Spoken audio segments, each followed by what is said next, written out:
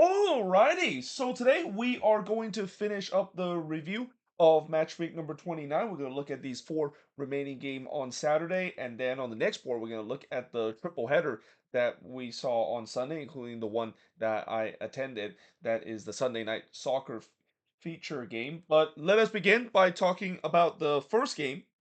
And the first game, of course, is the Copa House battle between Austin versus FC Dallas, and I believe after this result, Dallas does clinch the Copa House for this season, and this kind of makes them pretty much winning almost every single Copa House except for 1 year when Austin did win it. And yeah, this was a game where I think overall it was a fair result for both of these teams, though for Austin they would feel like once again this is the second game in a row where they face against their Texas rival, and both of these games you could say that they probably should get 3 points and help improve their cases in terms of trying to make it to the playoffs. Because when you look at the playoff race right now in the Western Conference, while Austin is definitely sitting a little comfortable in that seventh position, they're actually not that far from dropping below the red line, and especially they definitely want to avoid not to finish in that wild card spot of 8th and 9th place and have to play that play in round. And yeah, like I said, these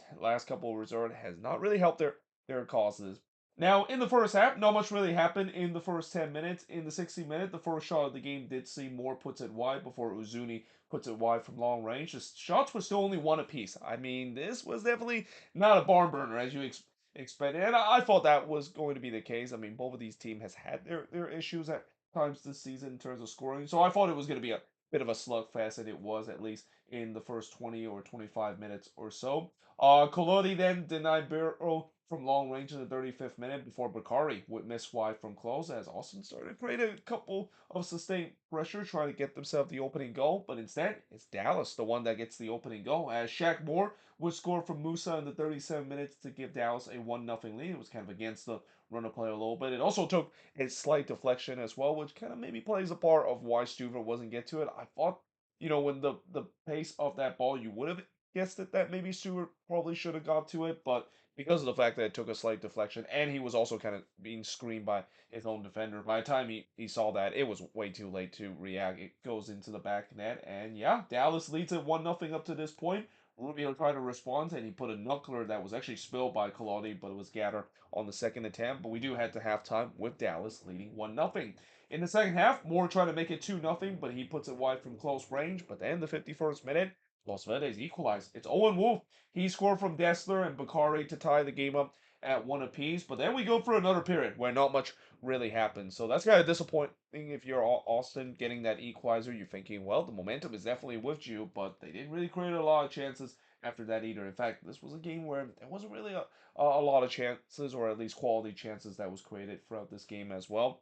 Bakari would then hit one to the side netting before Delgado would miss wide from long range. Stuver would then deny Delgado, but falls to Kamungo, who tried to score on the rebound, but his shot was deflected wide. O'Brien would then miss wide on the header in the first minute of stoppage time. And, I mentioned that there wasn't a lot of quality chances. There were definitely some, at least in the latter part of this game. And just kind of sense this Copa Tiaos might be up for grabs. But is there enough time to get a late winner? Because, by the time I wrote this, we only had like 3 minutes left in stoppage time. Well, 4G tried to get that late winner for Los Verdes, but he hits it right to Colodi in the 6 minute stoppage time. And yeah, in the end, it ends in a 1-1 draw in this one. The shots in this one, 11 shots for the 8 that Dallas had, 2 shots on goal for the 4 that Austin had, 3 shots off target for the 4 that Austin had, 3 shots on was blocked for the 2 that Dallas had, and possession-wise, 63% possession compared to 37% possession that Dallas has in this game. And overall, as I said, it's a fair result. I think this result is better for Dallas. I mean, yes, I know. No, I said before that draws usually doesn't get you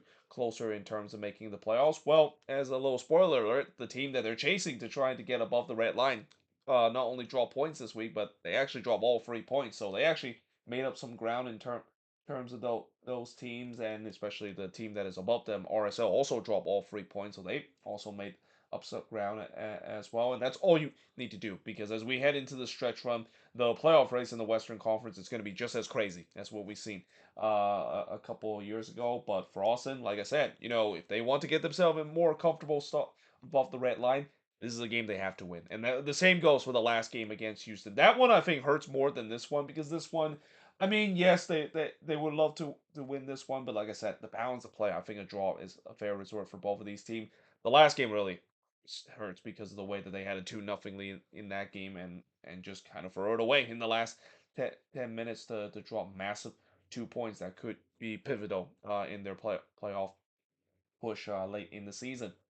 Now, moving on in terms of the next match, one team that is also in a playoff push is the Colorado Rapids. And these last two games have shown that not only the Rapids have improved their chances to stay away from the red line, but yeah, I can understand why Rapids fans are saying, we don't need Georgi Mihailovic. We're still scoring goals and also doing well overall without our main man. Now, to be fair, this game was against Atlanta United. The last game I think was impressive because, to go on the road against Minnesota to sustain that much pressure and still able to walk away with 3 points, that was definitely very impressive on the Rapids part.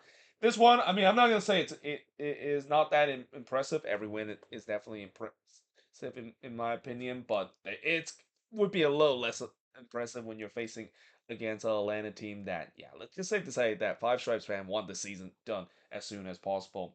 Now, in the first half, Navarro and Harris both just missed one on the outstretched leg. Both of them was trying to poke it into back post. Both of them missed it. But there was no doubt the Rapids were on the front foot. They were looking for the opener. Hernandez had a shot that goes high off of a deflection before Riley would puts it high from long range. But then in the 18th minute, Darren Yappy would score again. So he was definitely feeling it after scoring a brace in the last game as he scored from Loras and that's it to give Colorado a 1-0 lead. However, that lead quickly disappeared because 2 minutes later, another guy that's been scoring goals, and this is a guy that I'm pretty sure every Atlanta fans are saying, where was this for majority of the season? But Maranchuk would score again from Hernandez to make it 1-1 in this one. Almiron did look for another, but he was denied by Stefan, and then he puts it high from close in the 30th minute. As Atlanta seems like they had the momentum, they were looking to try to get the opener up to this point, though Maxwell would then heads and wide from the corner in the 36th minute, and we do head to halftime with this game tied up at one apiece. In the second half,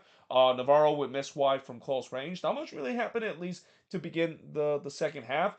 But then in the 62nd minute, a penalty was rewarded to the Rapids as Navarro was brought down by Burrow caught there in the box. Yeah, it's safe to say that, with Atlanta, when they tried to invest with some of their defenders. Yeah, some of these new defender has not really made a difference. And I know it is still early days, but yeah, this is definitely not a good sign. The fact that some of these defenders that they bought in that was supposed to fix this defense, and they haven't really fixed that. I mean, that's been kind of the story with Atlanta this season, and really in the last off season as well. Pretty much all the moves that they made in the last off season has turned to bust. But yeah, in the 64th minute, here comes Navarro, a chance to steps up from the penalty. Now, he usually doesn't miss from the penalty spot, but he almost missed it here because he didn't really hit this one well. Kuzan actually got a hand to it, and he probably should have saved that one. I mean, he definitely got a good hand to it, just could not quite keep it out, and you can see the frustration of him after just unable to keep this one out. But nevertheless, Colorado were leading 2-1 up to this point, and then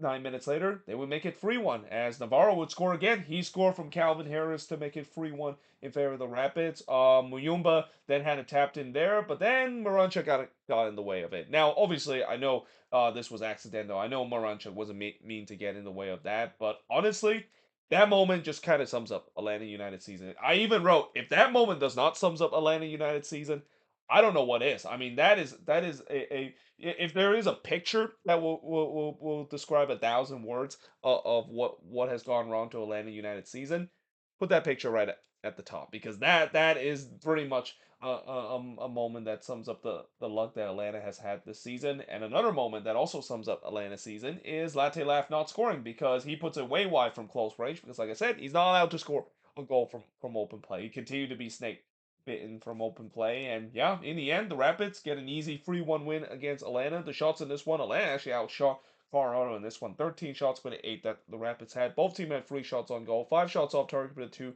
that the Rapids had. 3 shots that was blocked for the 6 that Atlanta has. And possession-wise, 55% possession compared to 45% possession the Rapids has in this game. And while, these last 2 games, it's been impressive to see the Rapids able to get the win without their main man. It's going to be interesting to see whether if that continues, especially when they do face against tougher opponent, because facing against Atlanta United, it's not easy to or it's not hard to get 3 points against an Atlanta team that, yeah, like I said, this has been a season from hell for Orlando United. And if there is a team that is the most disappointing team this season, I'm pretty sure a lot of people would nominate Atlanta being probably the most disappointing team this season with the ambitions that they had this year.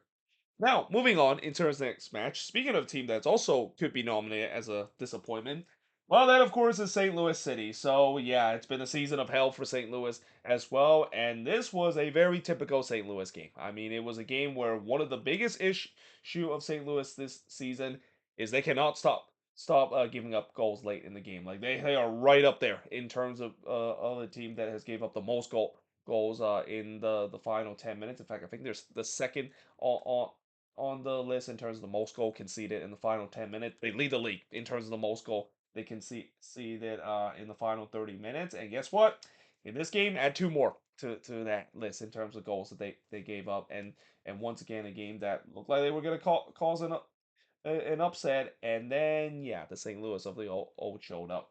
Now, in the first half, this game did have a weather delay, so there was actually 3 games this week that had a weather delay. I'll talk about in just a bit how one of the game also had a weather delay that kind of ruined me of being able to watch the Quakes versus San Diego without any interruption or any distraction from the other game I'm keeping eye on. But yeah, this game was delayed, not as crazy as what we saw in the Orlando game.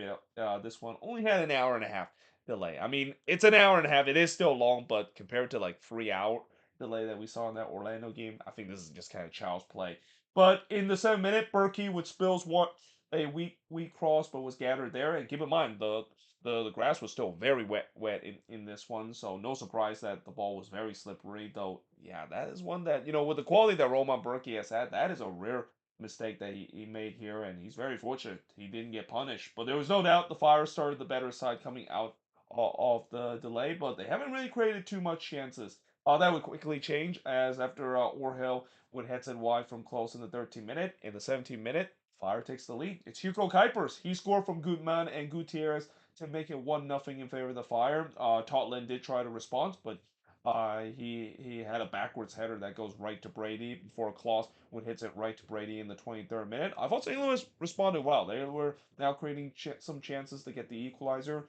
Bomba would then miss wide from long range before Barroso hits it into the side netting as the Fire were now pressing again for the second goal. Leuven would then Sky was one back to Missouri in the 34th minute, and then he does the same thing on the free kick as well in the 42nd minute, and we do head to halftime with Chicago leading 1-0. However, in the second half, 2 minutes into the game, that lead quickly disappeared as Thomas Ostrak would ties the game for St. Louis in the 47th minute. Zaganago did look to answer, but he was denied by Berkey in the 59th minute. But then, just 1 minute after that moment, St. Louis would take the lead as Marcel Hardo would score from Ostrak and Wallem to make it 2-1 in favor of St. Louis. So you're thinking, well, St. Louis is leading in this game. It feels like Chicago is doing your typical Chicago thing where, this is right around the time where the collapse usually begin. And I'm pretty sure Fire fans don't need a reminder of the fact that as the calendar turns to September, is that they're praying that this is not the downfall that they've been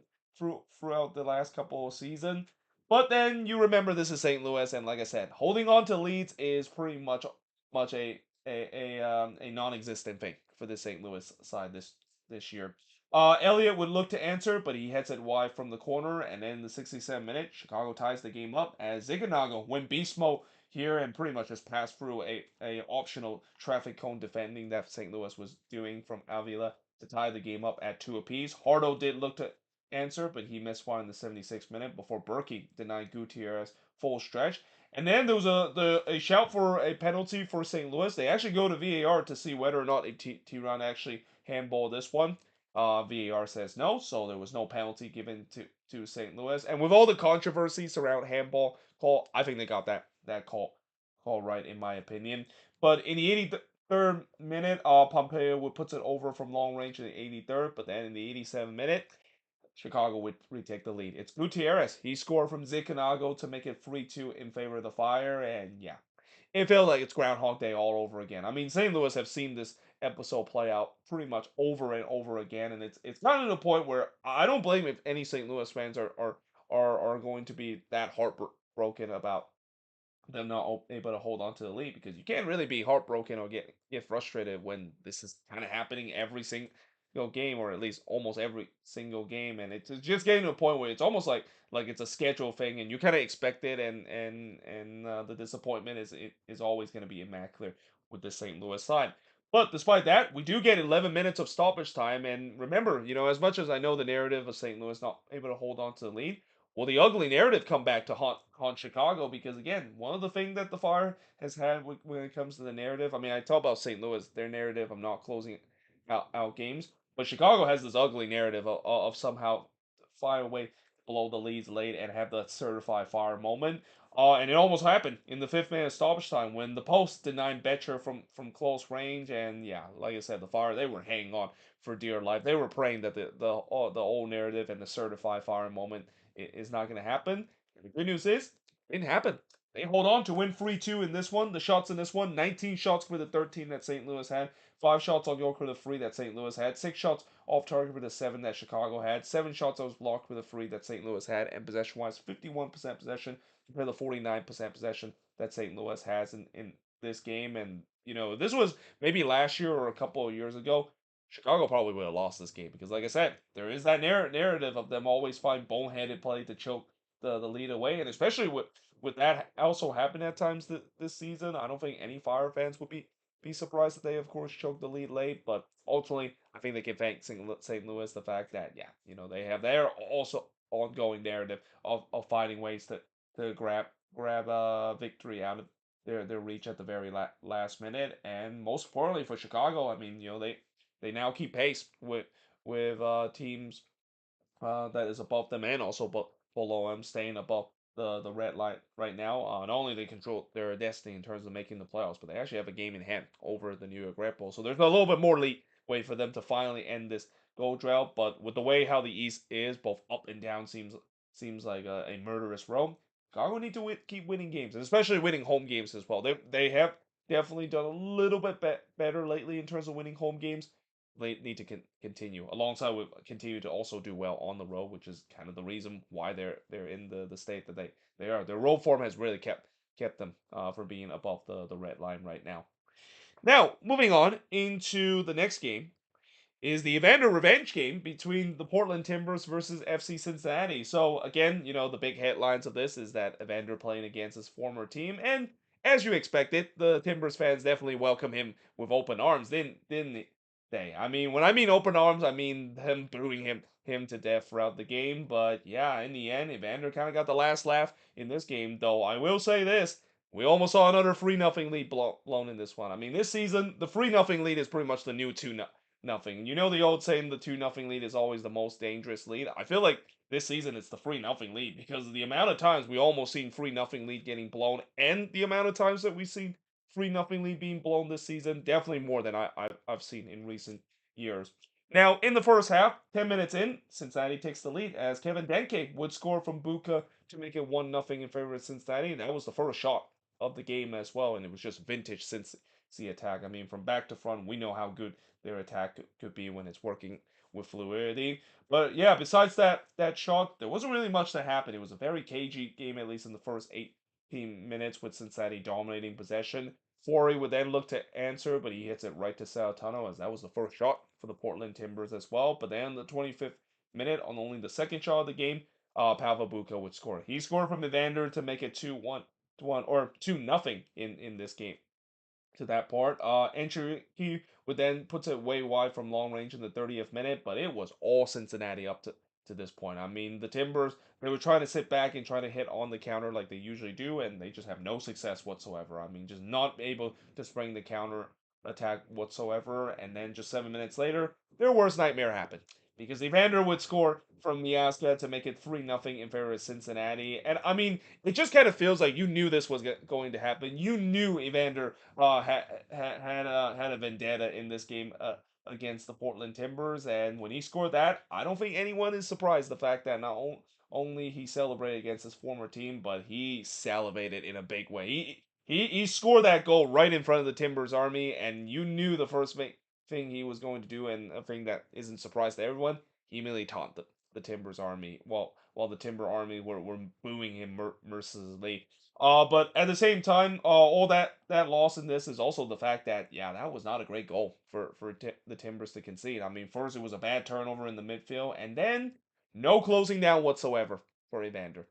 Yeah, that is a death sentence. Evander is literally probably the best long range goal scorer in this league. So to not even close him down like from 18 yards out, I mean that might as well just be a penalty shot goal for Evander to do that. But nevertheless, it was 3-0 up for Cincinnati. But then 2 minutes later, the Timbers fan at least gets something to cheer about because one of the former Cincinnati player would score here as Kevin Kelsey would score from Lassiter to make it 3-1 in favor of the wayside. I mean, we talk about the Evander story. I think loss in this game in terms of narrative is that I think Kevin Kelsey probably have his own vendetta against Cincinnati because right now it feels like it's revenge night in Portland. Now both former players for each of the team have scored against their former team and have been really shy in terms of hiding the motion that they really want to score against their former team. But in the 43rd minute, Sautano would deny Anthony from close, and then he denied Anthony again in the first minute of stoppage time. All of a sudden, there's life for the Timbers. They were pressing hard to try to get another one back, but we do head to halftime with Cincinnati leading 3-1. In the second half, Crepeau would deny Denke from close before Engel would miss wide from close range. Cincinnati start off the second have again with some good pressure as they were looking to restore the 2 goal lead. Lassiter would miss wide from long range before Sautano would deny Lassiter from long range in the 64th minute. But then a penalty was given to the Timbers as Jimenez was brought down to Costa in the box. So here comes Kevin Kelsey, another chance to score against his former team, this time from the spot. And he buries it. So now all of a sudden it's 3-2, and all of a sudden you're thinking, oh boy, it's gonna happen again, right? We're gonna see another team blow a 3-0 lead. Credit to Cincinnati though, they immediately pushed back to try to restore that 2 goal lead, and they could have done so if it wasn't for the post getting away of Kamara's first goal for Cincinnati, and then he missed wide from close in the 74th minute. Again, good response for Cincinnati. Cincinnati, I think, is one of the rare teams where even if they get rattled a bit, they will always find a way to get the answer. Well, actually, they're kind of one of the rare team, unless of course if they play against Columbus. That's a different story. But when it comes to anybody else, even if they blow a multi-goal lead, you expect this team to respond well, and they did exactly that in this one. There was a huge shout for a penalty that was not given, as the Timbers feel like Jimenez handballed this one. Yeah, I mean this definitely looked like borderline. It should be called as a handball. Again, what is a handball in terms of this week? That has been the big question because there's been times this week where we have seen obvious handball that's not being called, and then there's times where we have seen obvious handball that is not being called. And I wouldn't say this was as obvious as what we saw in the Charlotte and RSL game, but still one that I think might be blatant enough to say that I wouldn't be surprised if the referee points to the spot, but this time it didn't happen. Crepeau would then deny Buka from close before Ajala would miss wide from close range, as now both of these teams definitely were pushing to try to get the crucial next goal because the crucial next goal could really determine whether we're going to see another team blow a 3-0 lead or will Cincinnati restore that 2 goal lead and shut the door on the Timbers. Kelsey would then miss wide on the header before Fagundes, or no, not Fagundes, Fernandez would puts it wide from long range in the 90th minute. Fagundes doesn't play for the Portland Timbers. He played for the Galaxy. Anthony would then puts it wide from close. It was on non-stop pressure that the Timbers were putting on the Cincinnati side. This Cincinnati side was holding on for dear life, and in the end, the good news is they held on to win 3-2 in this one because again, that's the specialty of Pat Nolan's side. They love to win one goal game. That's kind of how it is.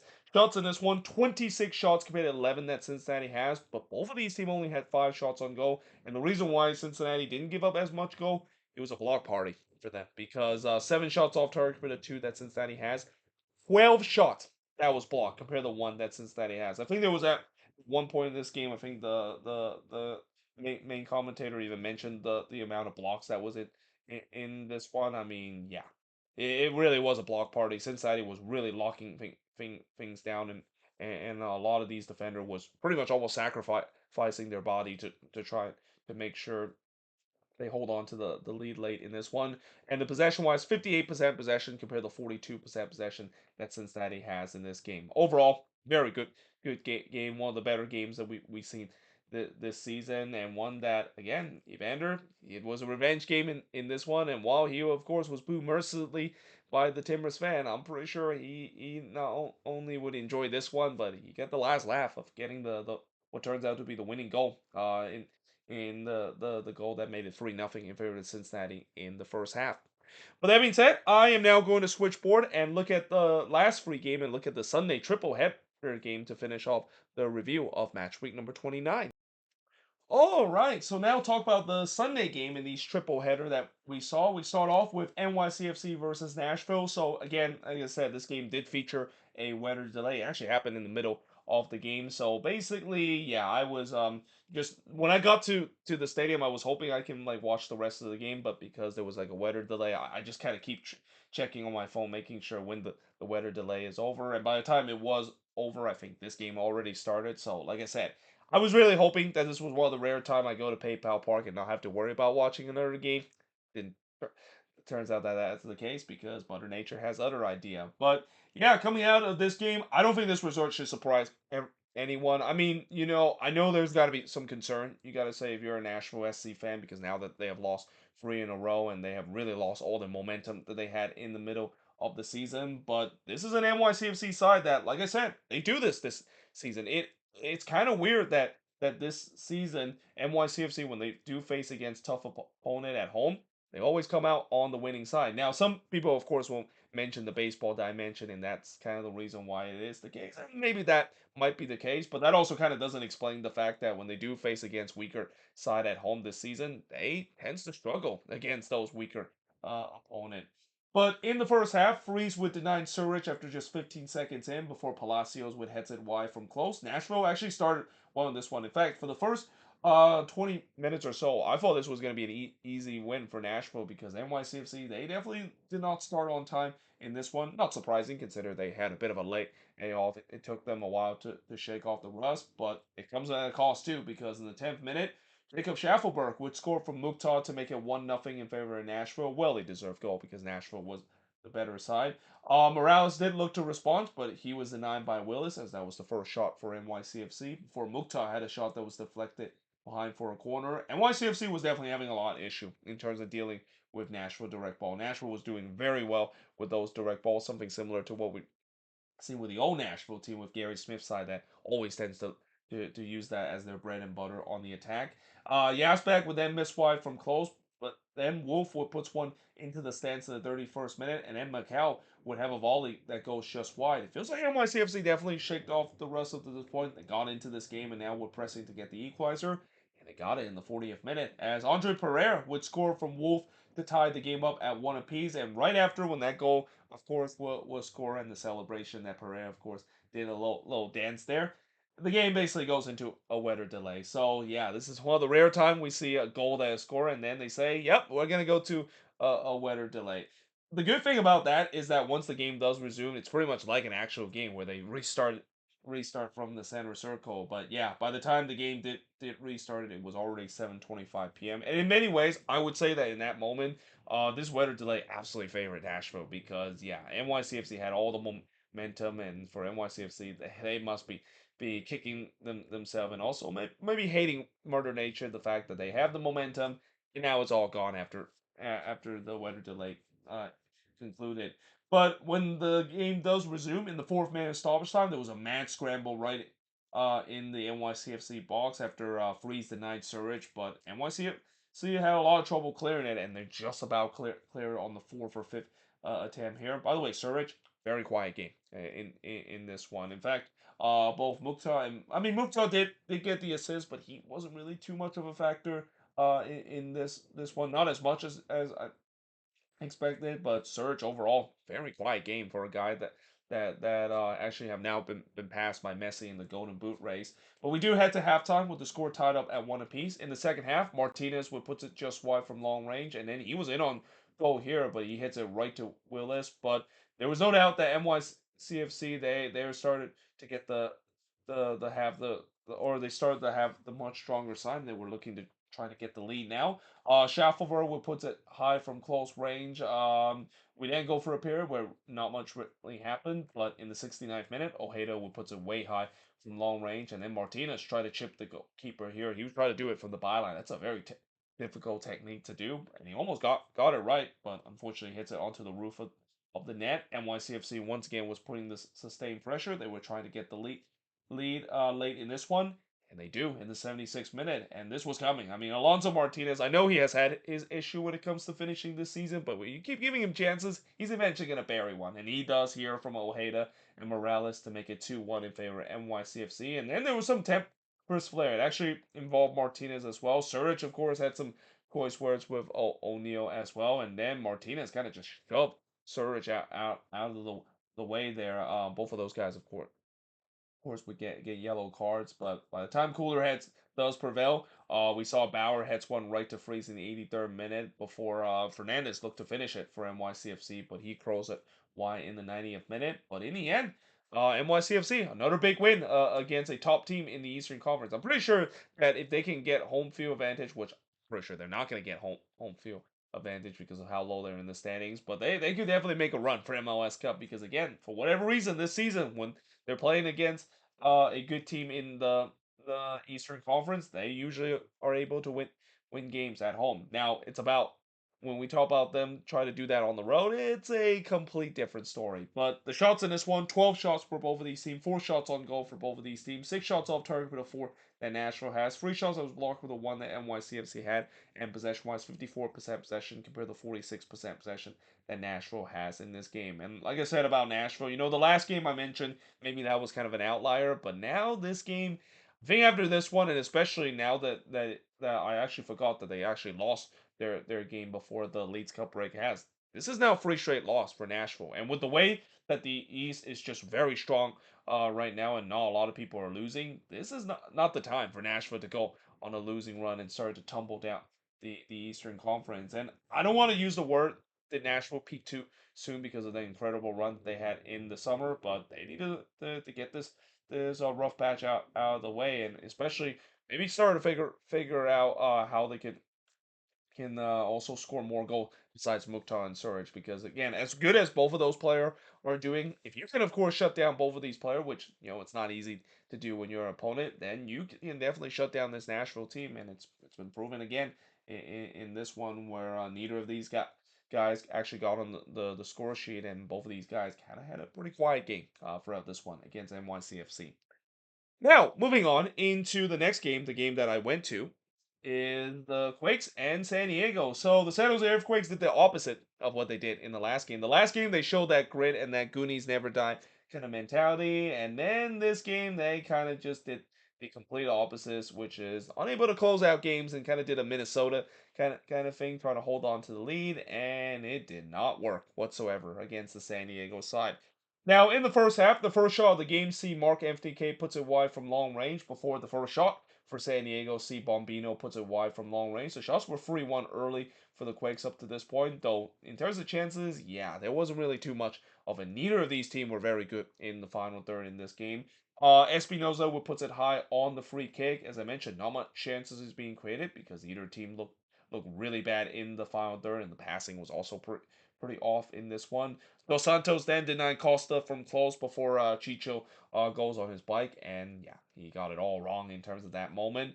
Vasquez then had a shot that was deflected and goes right to Daniel before Espinoza would puts it wide from close in the 42nd minute. Both of these teams I also thought had some turnover issue, but despite the fact that their turnover issue, like I said, neither of these teams have been very good in the final third, or at least in terms of the clinical finishing as well. And again, that last moment that Espinoza had a chance was all because San Diego coughing the ball away in the midfield. This has also kind of been an issue, I would say, about the San Diego team. As good as their attack is, their defense at times can be very shaky, and this game was kind of an example of it as well. In the 44th minute, Jones was in on goal there, but his shot was blocked away in a crucial moment. The Quakes were pressing late to try to get the opener, but we do head to halftime scoreless between both of these teams. In the second half, Daniel would tipped over a Dryer shot. There was a huge shout for a penalty for the Quakes not given.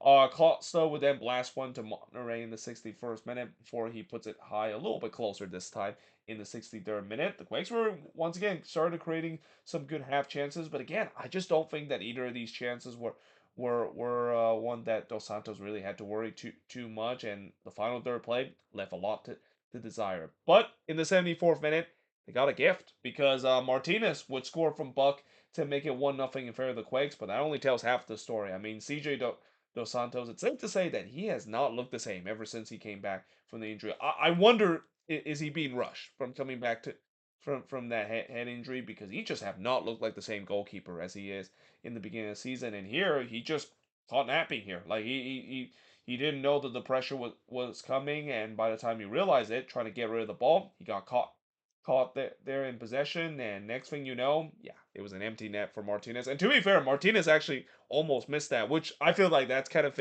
fitting of this game because neither side looked like was going to finish. I thought this was going to end in a no draw with the way that neither of these teams were looking good in the final third. But fortunate for Martinez, I don't know who was the one that was trying to clear off the line by San Diego, but that one did sneak in. So yeah, the Quakes were up 1-0. Looks like maybe they could get all 3 points in this one.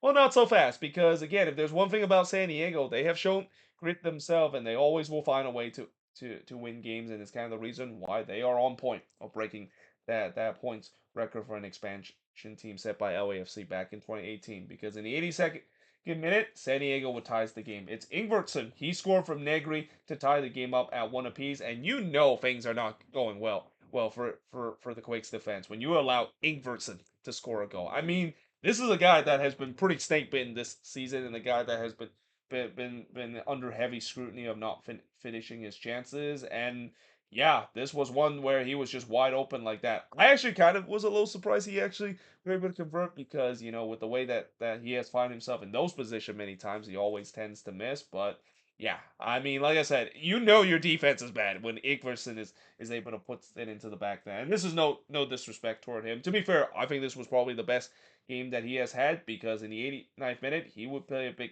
part of San Diego with a quick turnaround. Or actually in the 84th minute, that is, because in the 84th minute, guess who? Anders Dreyer. You know he's going to score a goal. He's almost guaranteed to score a goal every single game and continue to make his MVP case. He scored from Igverson and McVeigh to give San Diego the 2-1 lead. But that pass was all because of Igverson. I mean, I didn't know he has that kind of ability to set up Dreyer there. Though, again, it's important to note that also came off a lightning transition from San Diego, and it's no surprise the Quakes concede a goal from the transition. I've said it many times this season. This team cannot deal with transitional soccer. This team, when they face against opponents that play transitional soccer, you might as well just write an automatic L for the Quakes, because this team has no answer when it comes to dealing with transitional moment. And here we go again. This is another example of it. Ricketts did look to answer, but he missed wide in the second minute of stoppage time. And yeah, in the end, the Quakes, they did the opposite of what they did in the last game, and yeah, it feels like it's back down to earth for this team. As the shots in this one, 18 shots compared to 5 that San Diego has, 5 shots on goal compared to 3 that San Diego has, 1 shots off target for the 6 that the Quakes had, 5 shots on block compared to 1 that San Diego has, and possession wise, 55% possession compared to 45% possession the Quakes has in this game. And what's kind of interesting that besides those 2 moments that San Diego score, there wasn't really too much chances that San Diego has throughout this game.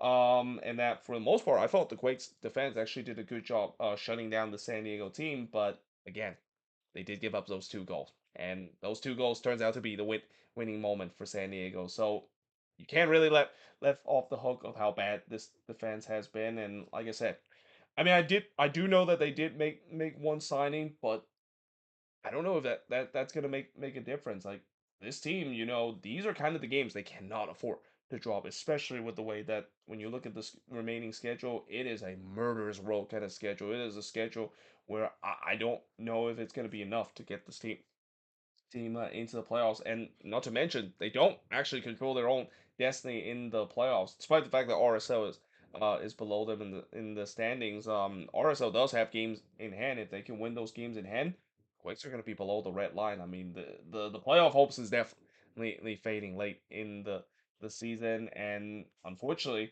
just like my frustration with Minnesota, I'm not gonna go on an epic rant about the Quakes about my frustration with the lack of signing, because that's just how it is with the San Jose Earthquakes. I mean, besides the a lot of the signings that they made in the beginning of the season, I'm not surprised that they're not making too much reinforcement on the defense when they absolutely desperately need it heading into the stretch run, especially when they face against tough opponent. But now moving on into the last game on this is Vancouver and the Houston Dynamo, and indeed, this was the game where Vancouver fans been waiting for a very long time, ever since the introduction of Thomas Muller.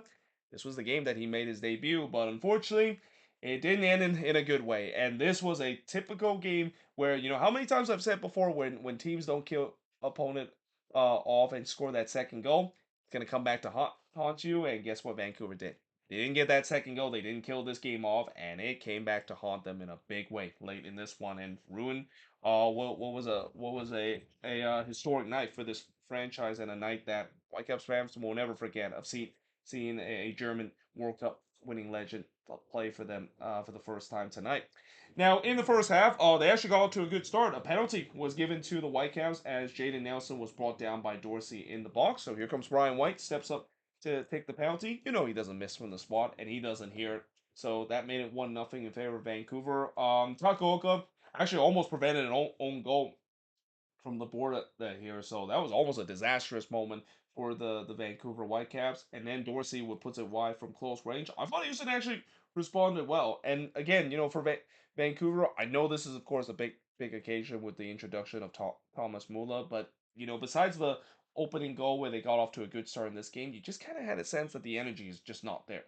I'm not quite sure, is it because they kind of got caught in the moment because of a legend like Thomas Muller is on their team and making the big moment. Like anytime when you have like a big moment or a big celebration like that, that obviously is great for the fans, but sometimes it can kind of work against the teams. They might be kind of dwell on those big moments and excitement, and forgot that they need to keep the same intensity and the energy to get 3 points. And I thought there were times in this game where I thought Vancouver kind of lacked it in this one. In the 22nd minute, McGlynn would puts it wide from long range before Takaoka would deny Ponce as the flag went up. Ponce then had a shot that took a deflection and goes wide before Linga would head it wide in the 38th minute. Houston were continue to get some chances, and again, this Whitecaps team, they just have looked flat ever since they scored the opening goal. So they did kind of wake up late in the first half. It started with the post denying Nelson, who basically had it tapped in there in the back post. Though to be fair, he was losing his angle and just couldn't quite hit it into the empty net before Bond would deny White, but it fell to Sabi. And he also struck the post there. So yeah, the posts were not Vancouver friends in this one, but they do still lead it 1-0 heading into the second half. Now in the second half, a little bit better control by the Whitecaps. Again, I think whatever Jasper Sorensen said at halftime, it must have helped this team. The fact that they're getting caught too much in the moment. They need to find that energy again that was clearly missing in the first half. Because in the second half, that energy was there to try to get the second. Berhalter with the first chance, but he hits one to actually sting the palms of Jonathan Bond, but he was still able to gather on the second attempt. Sabi would then puts it wide on the curler. Vancouver continued to press for a second goal before uh, the Dynamo can get back into this game. Or actually, I was gonna say, can they get one before the Dynamo maybe get back into this game? Nelson would then win on beast mode, but just couldn't quite chip it into the empty net. If that goal went in, I mean that's gonna go down as one of the goal of the year. That was a very Lionel Messi type of goal, and we know Jaden Nelson is a guy that is not afraid in terms of taking on the defender. I mean, he's probably a guy that's always known for electric play, and that might be one of the highlight of the year if that actually went in.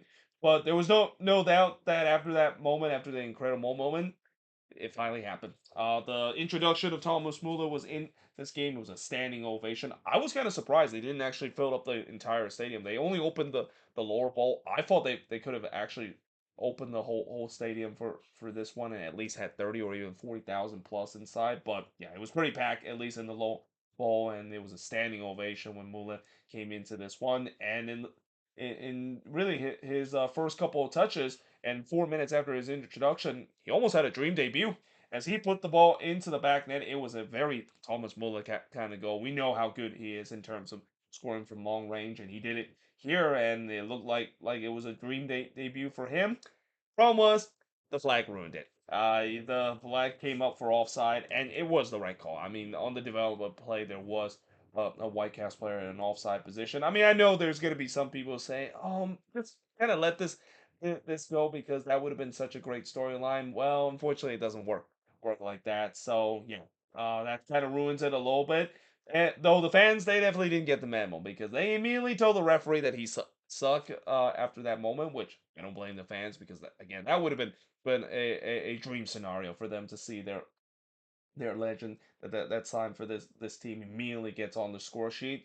But in the 69th minute, Bossy would puts it way wide from long range before Laborda would hits it just wide from close range. Vancouver continued to get that second goal, but like I said, will the inability to get that second goal, is that going to come back to haunt them? Because as dominant as they are in the second half, it's still a one-goal game. Vancouver needs to get the second goal because Houston is going to keep believing, and Houston has had the ability to find ways to score late to salvage themselves something. And guess what? They did exactly that in this one. As in the 90th minute, an unlikely source as well, Artur would score an absolute missile of a goal. Kind of not only ruined the night for Whitecaps fans to celebrate Thomas Muller making his debut, but kind of score a very Thomas Muller type of goal from Bassi to tie the game up at one apiece. It was completely against the run of play, but you just kind of had a sense that it was could happen because, like I said, Vancouver, they never killed this game off. They kept the Dynamo in this game. The Dynamo made them pay as a result, and as a result of this game, it ends in a 1-1 draw in this one. The shots in this one, 15 shots made, 11 that Houston had, 2 shots on goal for the 3 that Vancouver has, 3 shots off target for the 4 that Houston has, 3 shots off block for the 5 that Vancouver has, and possession-wise, 51% possession compared to 49% possession the Dynamo has in this game. And again, as much as this was a celebration night for the Whitecaps, it just kind of ended a bit of a sour note to a point where this is a game that could come back to haunt them if they don't get top spot in the Western Conference, especially with the way that San Diego is continuing to roll, and now that even Minnesota has kind of overtaken them, although there is still a chance that Vancouver can overtake Minnesota again because they do have a game in hand over the Loons itself. But yeah, I mean, this is kind of a game that they have to get all 3 points if they want to keep pace with San Diego to try to get that top spot, or and even maybe even try to get the supporter shield as well. Because right now, believe it or not, all this talk about maybe the supporter shield is coming from out of the Eastern Conference, but now all of a sudden, because of the way that some of the top teams in the East kind of stumble a little bit, San Diego now has the supporter shield leading race right now as we speak. So yeah, like I said, that just makes this 2 point drop hurts even more because if the Whitecaps get this 2 points and if they do win that game in hand and maybe hope that San Diego can also lose game and some of the top team in the East also lose a couple of games, all of a sudden Vancouver is right there in terms of winning the supporter shield, and winning the supporter shield, it's going to mean a lot to this team, especially with the way that they pretty much let this for a majority of the year, but it's kind of slipping away a bit because of these kind of resources, and these are also kind of the resources that the Whitecaps are hoping that that's not going to be a repeat as we get into the playoffs as well. There you have it. That is pretty much it when it comes to my review of all of these games for match week number 29. As always, let me know in the comments below what do you think of these Sunday games and also the Saturday games that I mentioned on the previous board. But until then, hope you guys enjoyed this video, and I will see you guys next time.